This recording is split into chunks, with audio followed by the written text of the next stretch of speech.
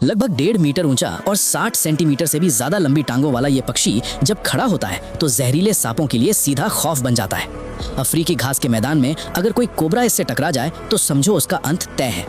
इसकी मोटी सख्त स्केल से ढकी टांगें किसी नेचुरल आर्मर जैसी होती हैं। कोबरा के जहरीले दांत भी इन्हें भेद नहीं पाते, जहर तो अंदर जाने की बात ही दूर है। ऊपर से इसकी अटैक स्पीड और पैरों की ताकत इतनी खतरनाक होती है कि कोबरा के पास कोई मौका ही नहीं बचता।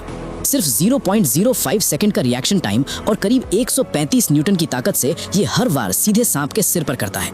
कुछ ही सेकंड में उसकी खोपड़ी चकनाचूर हो सकती है। कोबरा मजबूरी में जहर उगलना शुरू करता है, यही उसका आखिरी हथियार होता है।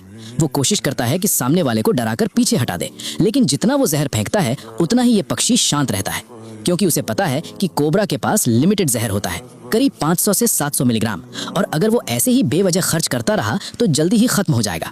एक बार जहर खत्म हो गया तो उसे दोबारा बनने में पूरा दिन लग जाता है। तब तक वो न लड़ सकता है न भाग सकता है। इसलिए ये लड़ाई जहर की नहीं बल्कि धैर्य की है, और इस मामले में ये शिकारी हमेशा आगे रहता है। कोबरा ये सब समझता है। हर बार जहर फेंकने से उसकी ताकत कम हो रही है, शरीर जवाब दे रहा है, लेकिन डर उसे रुकने नहीं देता।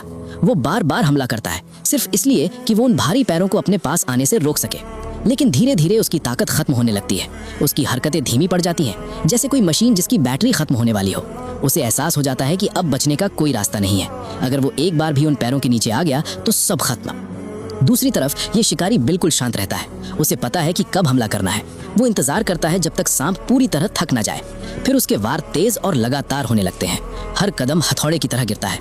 आखिरकार कोबरा आखिरी बार पूरी ताकत जुटाकर उठता है और एक अंतिम हमला करता है, लेकिन वो इतना कमजोर हो चुका होता है कि सामने वाले को छू भी नहीं पाता। शिकारी हल्के से बच जाता है और फिर एक ही झटके में सब खत्म कर देता है। इस लड़ाई का नतीजा उसी वक्त तय हो गया था जब कोबरा उस शिकारी की नजर में आया था। उसने पूरी कोशिश की, आखिर तक लड़ा, लेकिन शिकारी के लिए यह सिर्फ एक और शिकार था, उसकी आज की भूख का जवाब।